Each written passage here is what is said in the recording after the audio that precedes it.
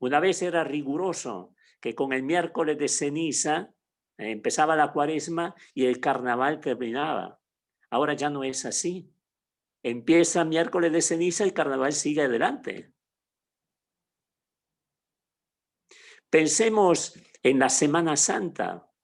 La Semana Santa, en lugar de ser un momento para muchos de reflexión, de cercanía al Señor, etcétera, de contemplación de este amor infinito del Señor que murió por nosotros, ¿qué cosa se vuelve? Se vuelve un momento de encuentro con los amigos. Las agencias de viaje ofrecen paquetes para que uno pueda pasar esos días en compañía de amigos y familiares, campamentos, etcétera.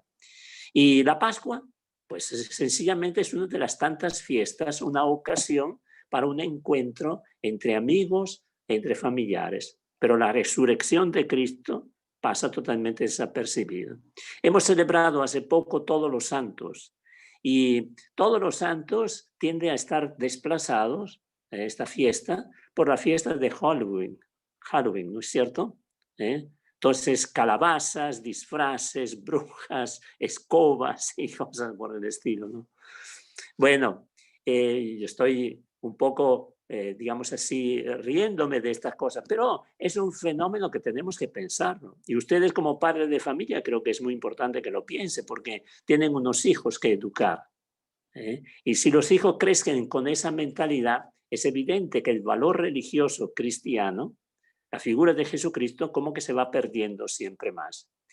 Digamos así que está sucediendo en el mundo occidental una especie de robo. Algunos han hablado de una suerte de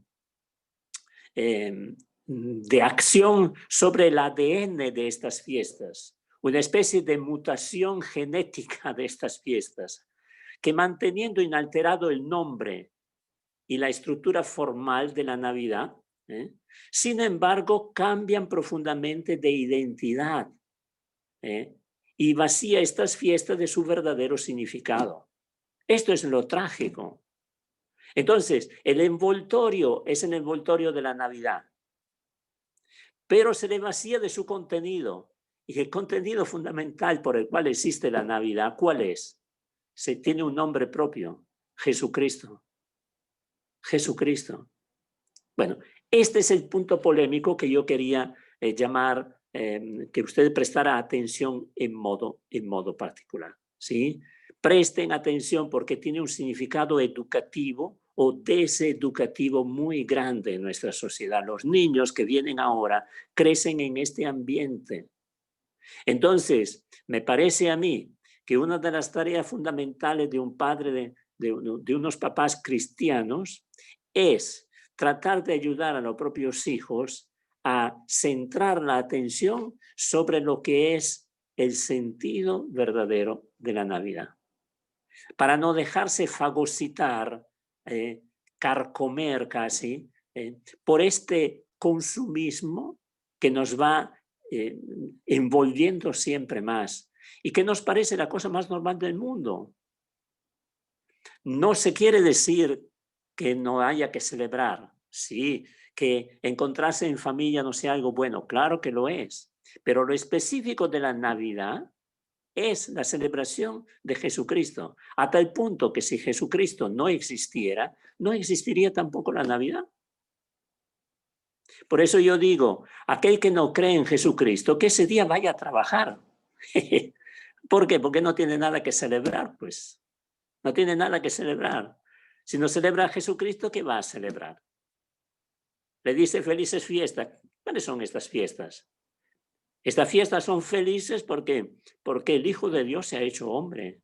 Por eso estas fiestas son felices. Por eso puedo decir feliz Navidad y felices fiestas.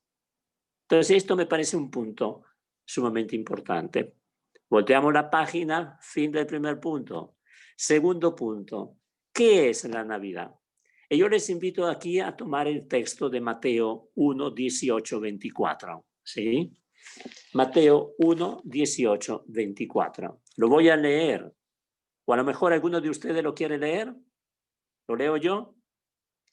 ¿Sí? Lo voy a leer yo entonces, ¿sí? Entonces dice Mateo lo siguiente. Este fue el principio, estoy leyendo de la Biblia latinoamericana, entonces puede ser que si uno tiene otra Biblia, algunas palabras no coincidan exactamente. Este fue el principio de Jesucristo.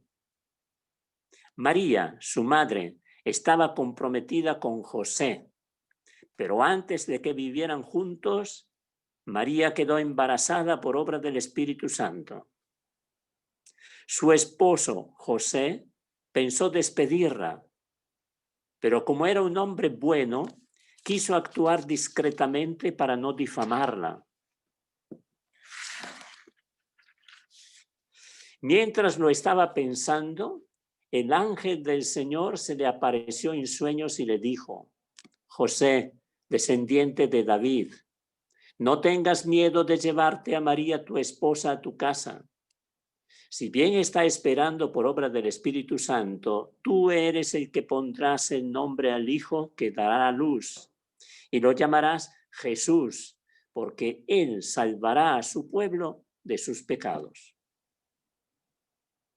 Todo esto sucedió para que se cumpliese lo que había dicho el Señor por boca del profeta.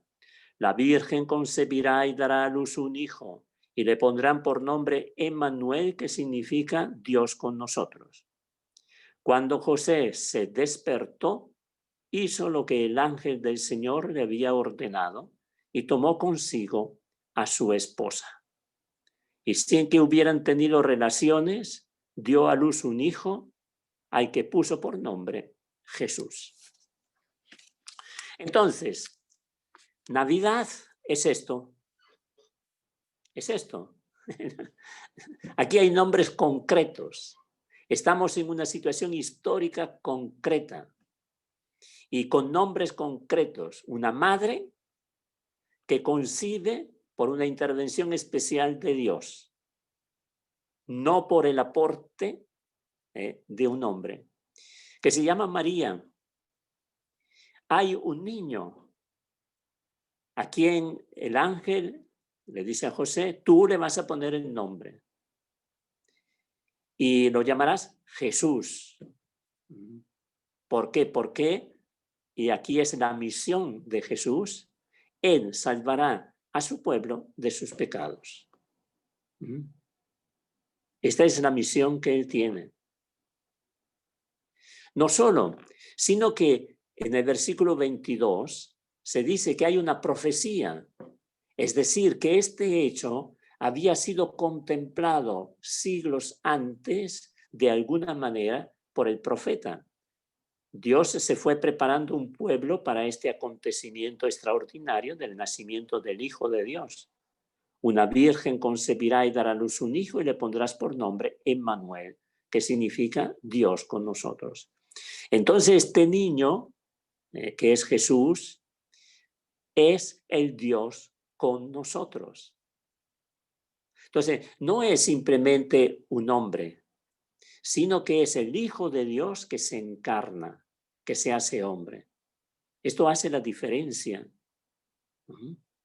Tantos hombres han nacido y seguirán naciendo en este mundo, pero de nadie se podrá decir que Él nace para salvar a su pueblo de sus pecados. Nadie puede decir eso. Nadie puede arrogarse por sí mismo este título, Dios con nosotros. ¿Por qué? Porque todos somos criaturas, ¿verdad? Y es interesante la actitud de José, que son los últimos dos versículos, ¿no?, que hemos leído. Cuando José se despertó, hizo lo que el ángel del Señor le había ordenado. Es interesante así con qué sencillez Mateo describe este hecho extraordinario. Con qué sencillez y con qué profundidad, ¿verdad? Sobran las palabras, porque aquí estamos frente al misterio de Dios, ¿no? José se despertó e hizo lo que el ángel del Señor le había ordenado. Lo hizo. No puso resistencia, no puso, qué sé yo, no hizo observaciones, sino, como dice, hizo lo que el ángel le había. Esto es un punto sumamente importante. Diríamos, este es el corazón de la Navidad.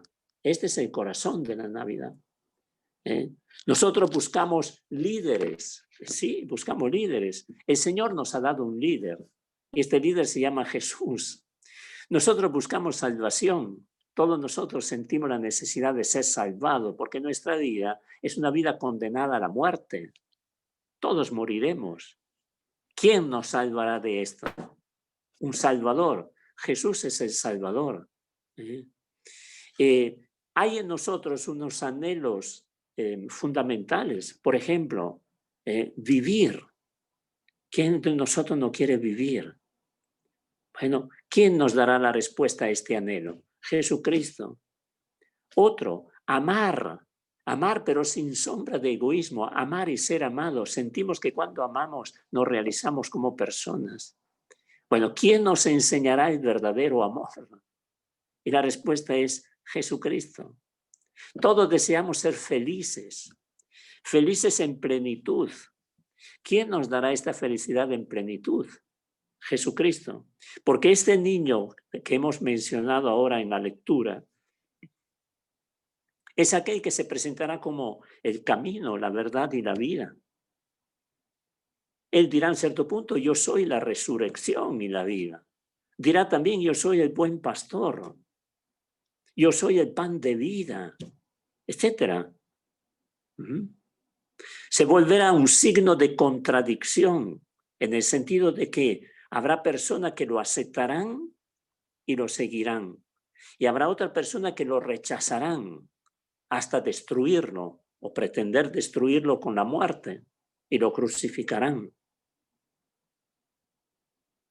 Cuando aquel Viernes Santo Jesús llegó al final, este Jesús que estamos celebrando, este niño es el Jesús que murió ese Viernes Santo, nadie habría dado un centavo por él. Ya los fariseos y todos los demás que lo habían crucificado dijeron, ya, se acabó, se acabó. Está en la cruz, bien muerto, y sus enemigos cantaron victoria. Y lo cantaron victoria, porque, bueno, lo habían eliminado, era lo que buscaban. Y pensaron que, como había sucedido con otros mesías que se habían presentado, que todo se hundiría en el silencio. No sospecharon mínimamente que la losa del sepulcro, donde había sido sepultado el Señor, saltaría por los aires y Cristo resucitaría, saldría victorioso de la tumba. Y 20 siglos después, la historia sigue girando alrededor de Jesucristo. Los historiadores, cuando hablan de la historia, cuando dividen la historia, hablan de un antes y un después de Jesucristo. Millones de personas se reconocen también hoy día a distancia de 2000 años en el Señor Jesús. Lo que nos decimos cristianos. Se siguen escribiendo cada año centenares y centenares de libros relacionados con Jesucristo. La historia de Jesucristo ha servido de inspiración a más de la mitad del arte hasta ahora. En la música, en la pintura, en las arquitecturas, pensemos las grandes catedrales, ¿verdad? Cada año hay miles de personas que dejan todo para seguirle al Señor Jesús. Su nombre está en la boca de los agonizantes como un signo de esperanza. Es pronunciado también por aquellos que son martirizados por el nombre de Cristo. Los mártires prefieren morir por el Señor Jesús antes que traicionarnos. Y noten, conocer a Jesús, este niño, este es el sentido de la Navidad. No le encerremos la Navidad ahí en el pequeño mundo de ese día. No, no. La Navidad es Jesús en la plenitud que alcanzará el día de la resurrección. Conocer al Señor Jesús no es una curiosidad, sino que pone en juego nuestra vida. Porque dice el Señor que quien cree en Él salva la propia vida. Y quien no cree en él, la pierde, la pierde. Los poderosos de la tierra pasan y él permanece. ¿Cuántas ideologías, pensemos en el comunismo, pensemos en Hitler, han querido hacer desaparecer hasta el nombre de Jesucristo? Y en cambio han desaparecido ellos y Jesucristo sigue adelante. Sigue adelante. Yo me acuerdo en el año 89, cuando hubo la caída del muro de Berlín, hicieron ver por televisión, lo vi directamente por televisión, una plaza en Moscú, no sé en qué lugar de Moscú, pero en Moscú. Era la plaza de los héroes del Olimpo comunista, ¿no es cierto? Estaba Marx, Lenin, estatuas, Marx, Lenin, Stalin y un montón de otros. Y los estaban tirando abajo. Junto con el muro se vinieron abajo ellos también. ¿Ve? Así son los grandes de la tierra. Hoy día te ensalzan y mañana te tiran abajo. Hoy día te aplauden y mañana te hacen añicos. Y Jesucristo sigue adelante. Por eso un día Jesucristo le preguntará a los discípulos, y hoy nos lo pregunta a nosotros en esta Navidad. Para ti, ¿quién soy yo? Porque si yo no respondo a esta pregunta, ¿para qué celebramos la Navidad? Si Jesucristo no es significativo para mí y para mi familia, ¿qué sentido tiene celebrar la Navidad? No tiene ningún sentido celebrar la Navidad. Entonces podríamos decir que más que preguntarnos ¿qué es la Navidad? Deberíamos preguntarnos ¿quién es la Navidad? ¿Sí? No es tanto saber qué cosa es la Navidad, sino quién es la Navidad. Y la Navidad es Jesucristo, es Jesús. Este es el titular de la fiesta. Este es el homenajeado. Este es el homenajeado. Este es el cumpleañero. No otro. Todo lo demás corre riesgo de estorbar la centralidad del Señor Jesús. Entonces yo creo que sobre este punto hay que, digamos así, reafirmar una certeza de que nosotros hemos puesto nuestra confianza en el Señor Jesús.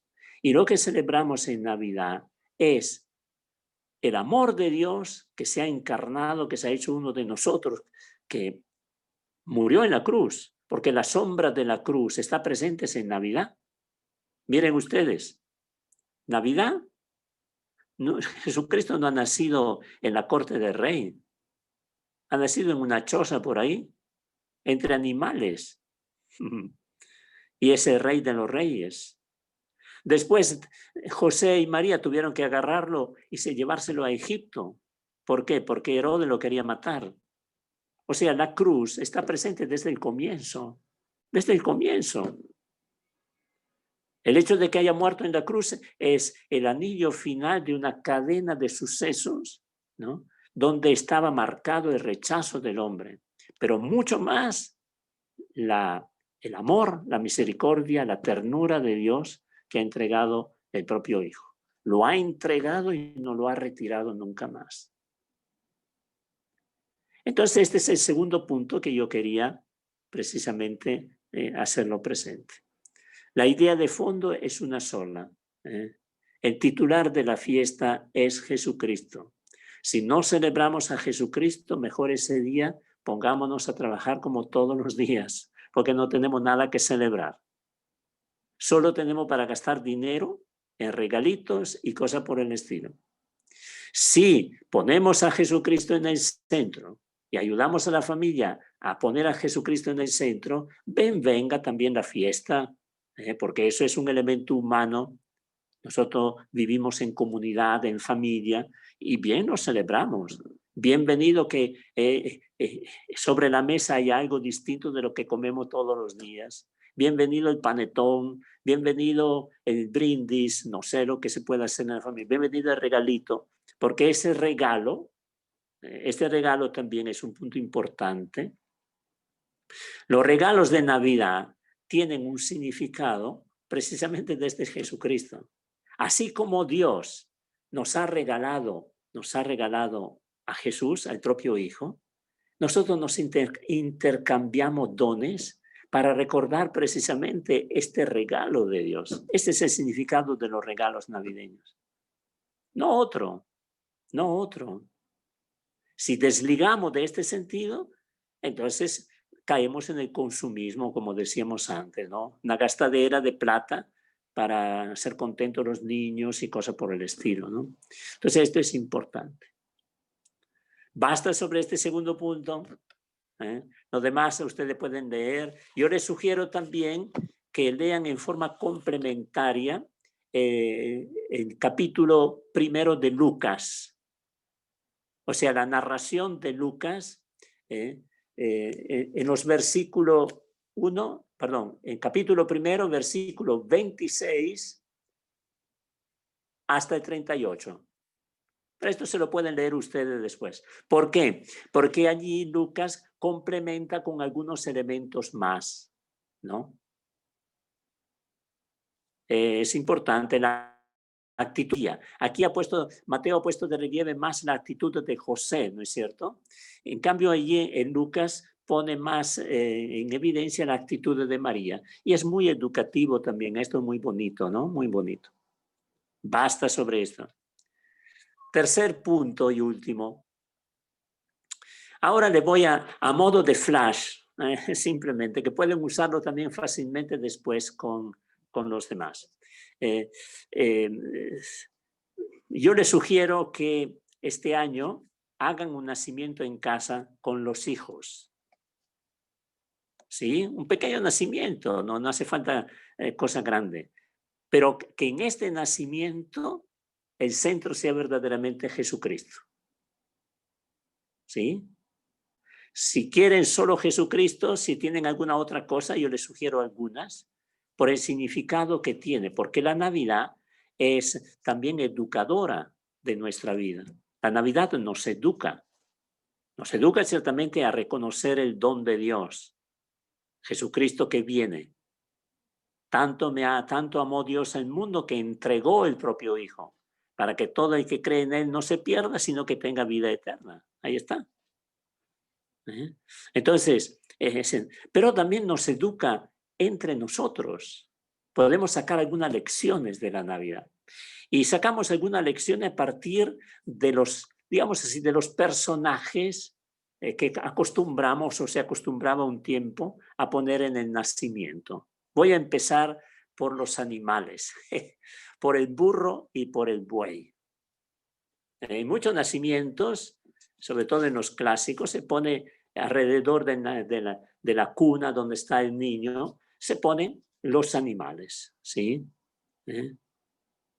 Y ¿me están escuchando? Sí. Sí, pero no Sí, se ve esa bien. imagen. Sí, la imagen ahorita ha desaparecido un ratito, pero es importante que me escuchen. Entonces, el tema es, el primer secreto, diríamos así, que nos comunica estos animales es un valor sumamente importante para nuestra sociedad. ¿Cuál es este valor? Es el valor de la calma. Nosotros somos seres de nuestro tiempo y vivimos en una sociedad que es una sociedad apresurada, no tenemos tiempo para nada. Y miren ustedes, ahora que nos ha tocado vivir en casa por esta pandemia, no sabíamos qué hacer en casa. Y terminamos poniéndonos nerviosos y vaciando las boticas con pastilla por ansiedad y cosas por el estilo. ¿Por qué? Porque no nos hemos educado al diálogo, al estar con. En cambio, normalmente en los nacimientos, el burro y el buey se representan no de pie, sino echados en el suelo. ¿Sí? ¿Cómo decir descansando? Pero descansan alrededor de Jesús, Nosotros nos parecemos malabaristas de la existencia, porque andamos de carrera todo el día. Yo veo aquí en la Plaza Bolognesi alguna vez por la mañana, es un loquerío. Para cruzar de un lado al otro en Brasil hay que tener 50 ojos y ver que por qué te atropellan por aquí, por allá, carro por aquí, carro por ahí, carro por arriba y carro por abajo. Así es, ese es el símbolo de la sociedad actual. De carrera, de carrera. ¿Eh? Como que la prisa nos apremia y nos maltrata la prisa. Y los papás terminan maltratando a los hijos. Y los hijos se ponen ansiosos porque no tienen el cariño de los papás. O no lo tienen en el grado deseado y necesario. ¿Por qué? Porque, hijo, tengo que ir, hijo, tengo que hacer. Sí, sí, hijo, tengo que ir, tengo que hacer. Esa es nuestra sociedad. En cambio, los animalitos estos, el burro y el buey, simplemente están, no se mueven, van comiendo, como hace el burro y el buey, siempre ahí, muy bien, no caminan, no se marchan, no tienen ninguna prisa. Primera lección de la Navidad. Bueno, en realidad es la segunda, porque la primera lección es de Jesucristo. Ya hemos hablado antes. Segundo, el secreto de José. ¿Cuál es el secreto de José? Fiarse de la providencia. Lo hemos escuchado con claridad en el Evangelio que hemos leído antes. Nosotros en realidad no nos fiamos de la sociedad tecnológica de hoy. No se fía de la providencia, se fía de sus cálculos, de sus teorías, se fía de sus avances tecnológicos. Es lo único de lo cual se fía, nada más. De lo que es cuantificable, de los avances científicos, de todo lo que es lo racional. Hemos aprendido también como estilo de vida a ser calculadores, a no fiarnos ni siquiera de los demás. Todo intentamos preverlo, todo lo programamos, todo. Las empresas hacen así, bien programadas, objetivos, etcétera, todo. Es un loquerío. En cambio, miren ustedes en la vida de José, ¿cuántos imprevistos? Por ejemplo, el imprevisto de tener que viajar por el censo. El emperador Tiberio mandó a hacer un censo y tuvieron que ponerse en camino. Y tuvieron que ponerse en camino precisamente cuando María estaba esperando el niño. De hecho, el niño no nació en su casa, ni en un hospital que no existía, sino que nació de viaje. De viaje. ¿Y qué es lo que hizo José? Se fió de la providencia. Escucharemos otro texto por ahí que dirá que el ángel le dijo, mira, toma el niño y vete a Egipto porque Herodes lo quiere matar. ¿Qué hace José? Toma el niño y su madre y lo lleva a Egipto. En el evangelio que acabamos de escuchar hemos visto cómo José, al ver que María estaba esperando un niño, pues sencillamente ese niño no era de él. Pensó repudiarla en secreto. Pero el ángel le dijo, y él aceptó lo que el ángel le dijo. Repudiar a una mujer por estar encinta en aquella época fuera del matrimonio significaba condenarla a la lapidación, porque esa mujer moría lapidada por ser infiel. Entonces, segunda lección de José en esta Navidad. Fiarse de la providencia. No todo es cálculo, queridos hermanos. No todo es cálculo.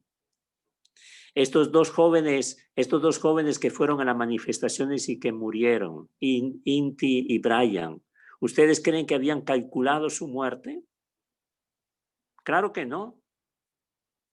Esos heridos de estas manifestaciones juveniles, ¿ustedes creen que fueron a estas manifestaciones pensando que iban a ser heridos?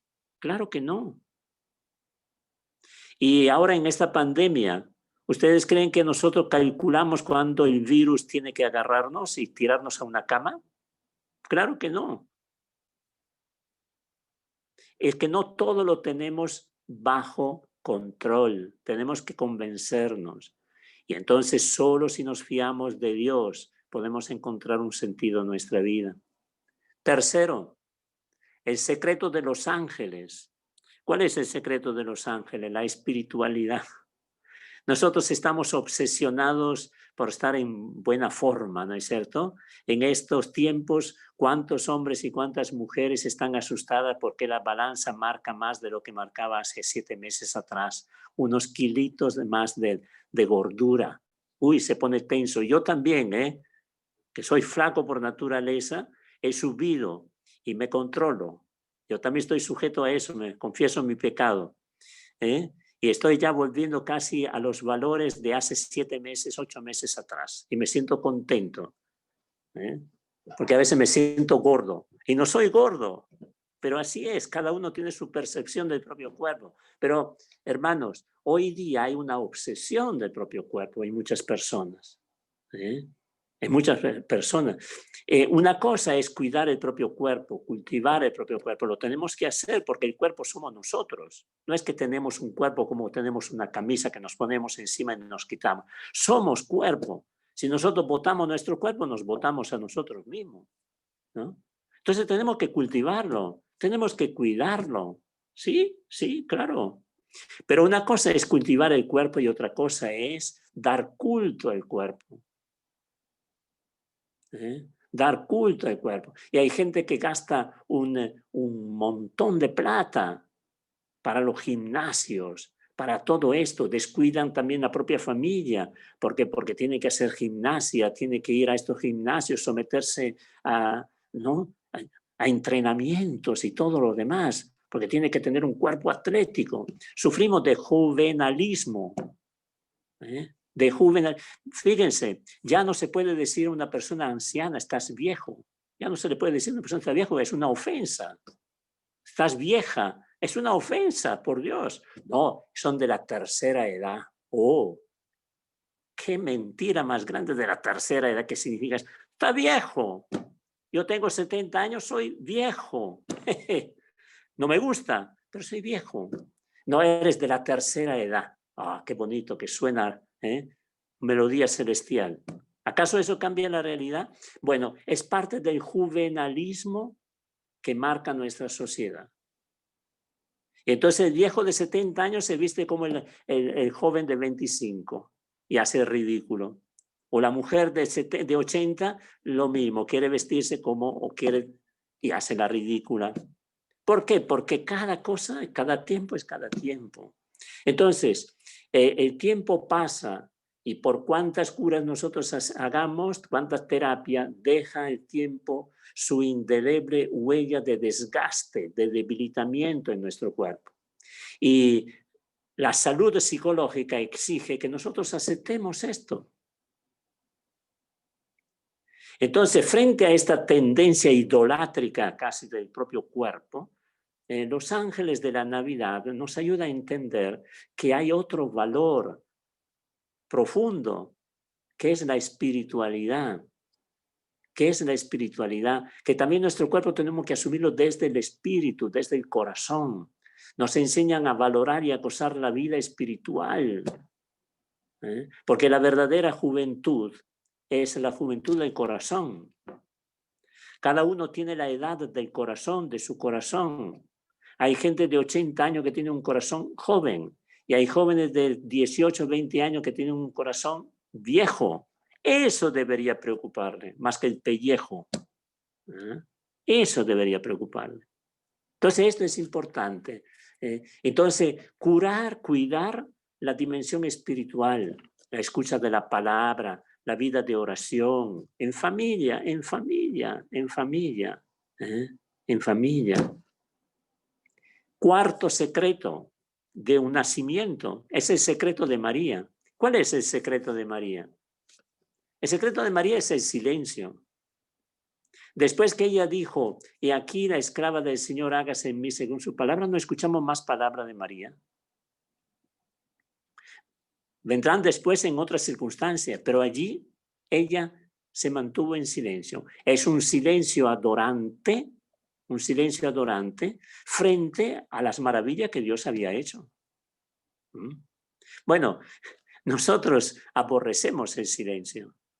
Nosotros vivimos en una sociedad hiperparlante. Desde que nos levantamos hasta que nos acostamos, voces y voces y voces y voces y voces y voces. Hasta tenemos miedo al silencio. Hay quien no soporta el silencio. Hay quien piensa que para poder existir y ser alguien, se necesita que alguien esté hablando y controla su WhatsApp cada 5 segundos para ver si alguien le ha escrito. Y si pasa un día sin que alguien le escriba algo, entra en una depresión terrible. ¿Por qué? Porque no soy importante para nadie. No existo, sino estoy en las redes. Eso es un modo de hablar también, ¿no es cierto? Tenemos, diríamos así, una invasión de voces, de sonido, de sirenas, de cantos de sirena, ¿no? De encantadores de serpientes que nos van hablando y van tonteando y nosotros le vamos detrás, desde los políticos para abajo. María nos enseña ¿qué cosa? Nos enseña el silencio. Si queremos ser hombres y mujeres de profundidad, necesitamos cultivar el silencio. Quien no sabe cultivar el silencio es estéril en la vida, es infecundo, es superficial. En cambio, el espacio fecundo para reflexionar, profundizar y contemplar es el silencio. Enseñen a los hijos el silencio, a no estar ahí todo el día pegados al computer, la computadora, pegados al teléfono, al celular. Pero ustedes den ejemplo, pues. Papás, den ejemplo. Pongan normas en casa. Cuando almorzamos, papá y mamá apagan el celular y con papá y mamá los hijos van aprendiendo. No, esta es la norma de la familia. Durante el almuerzo nos miramos la cara, no dialogamos en forma indirecta a través de WhatsApp o cosas, sino no, directamente. Nos miramos en los ojos. María nos enseña el silencio. El silencio, de toda manera, podríamos decir que es el guardián del alma. ¿Sí? Quien no sabe tener un poco de silencio, quiere decir que tiene un alma expuesta al vaivén de cualquier tontería. Quinto secreto.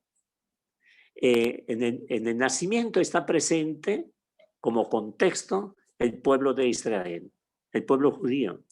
¿Y qué cosa nos sugiere el pueblo judío? La esperanza. El pueblo judío vivió en la esperanza y sigue viviendo hasta ahora porque no ha reconocido a Jesucristo.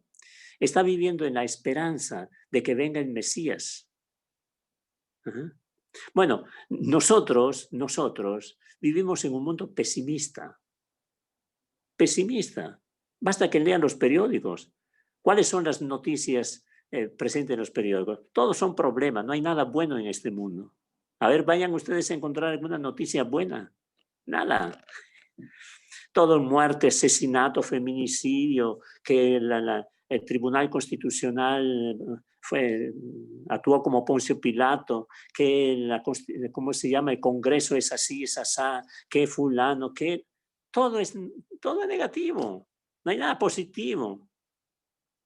Entonces no podemos vivir de pesimismo, necesitamos que alguien o algo, ¿no es cierto?, mantenga viva la esperanza para poder ir adelante, no estar ahí nervioso todo el día. Y Cristo es aquel que nos mantiene vivo en la esperanza, porque pase lo que pase en este mundo, Cristo es nuestro futuro. Miren lo que estoy diciendo, Cristo es nuestro futuro, del que cree y del que no cree.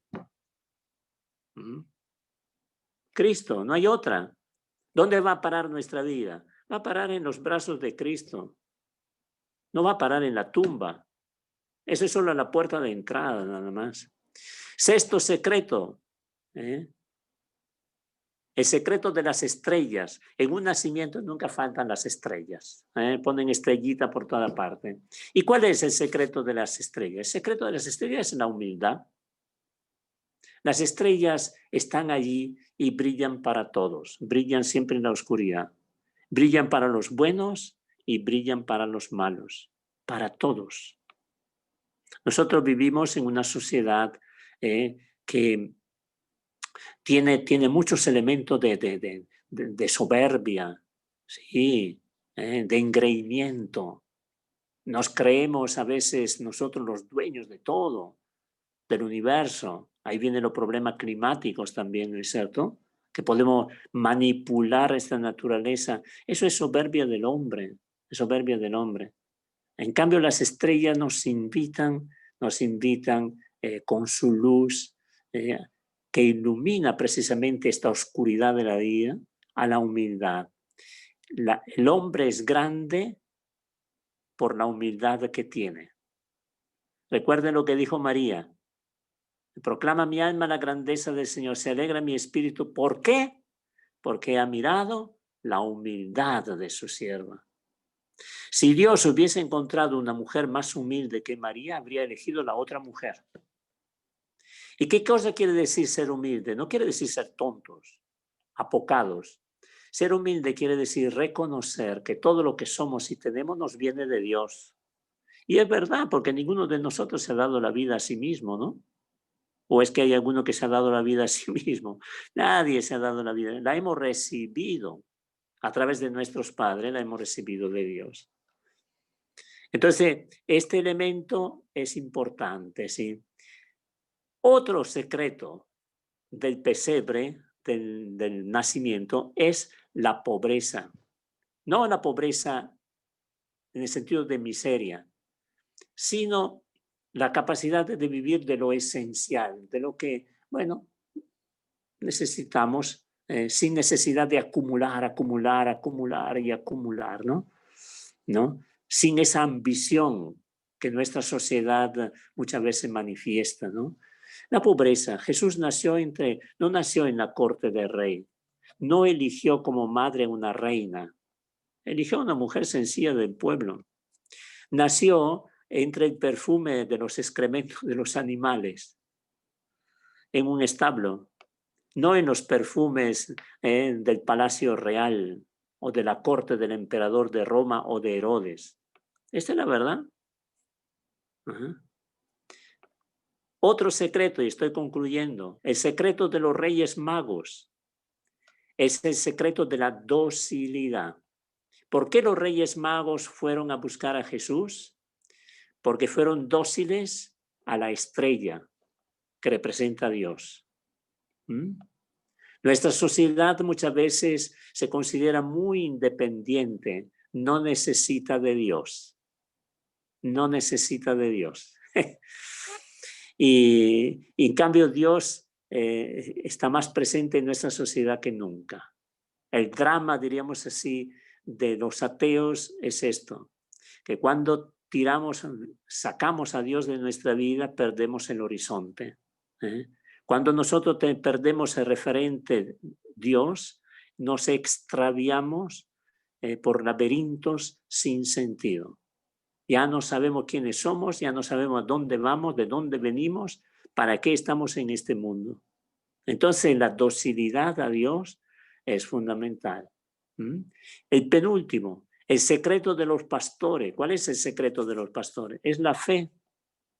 Pastores eran hombres sencillos, ignorantes desde el punto de vista, no en el sentido negativo de insultarlo, no, sino en el sentido de que no habían ido al colegio. No existían tampoco colegios, pero no había recibido una cultura académica, ¿no? Pero eran hombres sencillos. Y entonces cuando escucharon el anuncio de los ángeles, ¿qué cosa se despertó en ellos? No el desprecio, los escucharemos otra vez, sino la fe. Vamos a ver qué cosa ha pasado. Vamos a ver. El secreto de los pastores fue su fe, una fe sencilla, pero viva, operante y alegre. Entonces la luz envolvente del anuncio de los ángeles los llevó hacia Belén. Y por último, el secreto de la noche de Navidad es la paz. Pero la paz, como dice Jesús, no la paz de los hombres, sino la paz de Dios. ¿Y la paz de Dios qué cosa es? Son todos los dones que el Señor nos da. Cuando nosotros, por ejemplo, escuchamos esa frase de Jesús, la paz les doy, mi paz les doy, mi paz, quiere diferenciarse de la paz de los hombres. La paz del Señor es una paz hecha de todos los dones que nosotros necesitamos, de vida, de perdón de los pecados, de aliento, de esperanza, de ofrecimiento de vida eterna. Esta es la paz evangélicamente hablando. Y concluyo, ¿cómo es posible todo esto? La respuesta es una sola, porque Navidad es Jesucristo. Entonces mi invitación es esta. Mi invitación es que no pasen esta Navidad sin Jesucristo, porque es como celebrar un cumpleaños sin el que cumple los años. Y entonces no tiene ningún sentido, no tiene ningún sentido. La tarea que yo les dejaría es hagan un nacimiento con los hijos, que ellos vayan poniendo las cositas con sus hijos. Y concluyo con las preguntas. Si la puede poner en pantalla sería bueno.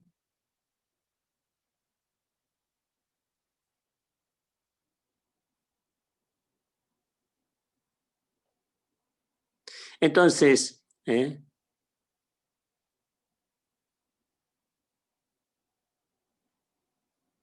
ahí está la primera pregunta. Entonces el texto nos dice que José era obediente a Dios. ¿En qué podemos comprobar esta obediencia a Dios? Basta seguir el texto que hemos leído. Ahí está. La segunda pregunta. ¿Qué situaciones parecidas hemos vivido en familia y cómo las hemos enfrentado? O sea, cada familia ha tenido seguramente algunas situaciones desafiantes, que ha llevado a la pregunta, bueno, ¿qué decisión tomamos? ¿Cómo enfrentamos esta situación? ¿Ya? Bueno, ahí está.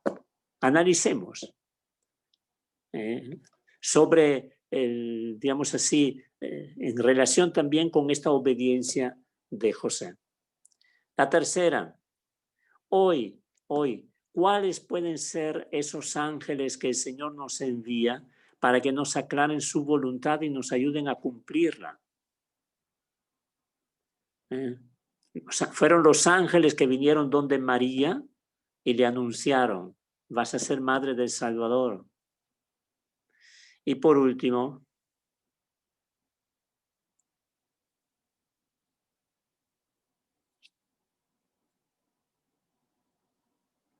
bueno, ¿en qué podemos cambiar concretamente y en forma positiva en nuestra familia como fruto del tiempo de Adviento que vamos a empezar en preparación a la Navidad? El 29 de este mes empezamos el primer domingo de Adviento, ¿no es cierto? Que dura un poco menos que un mes, ¿no es cierto? Entonces, yo digo, bien, propóngase algo como familia. Vamos a ver, en estos 25 días, 28 días, vamos a tratar de trabajar, de cambiar en positivo, claro, este aspecto de nuestra vida que no está tan sólido, que no está tan bien. Eso es. ¿En qué podemos cambiar concretamente en positivo?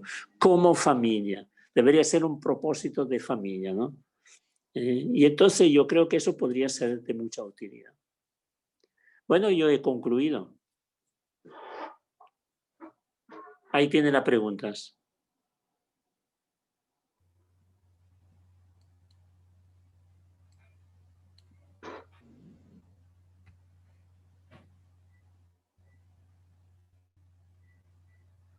Gracias, Padre Santo. Bueno.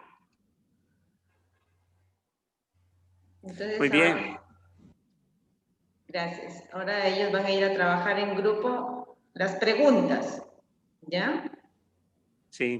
Vamos a formar 4 grupos, por favor.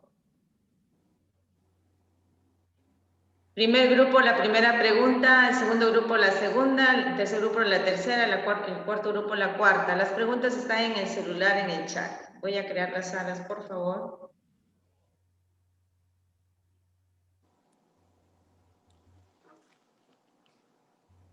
Ingresamos.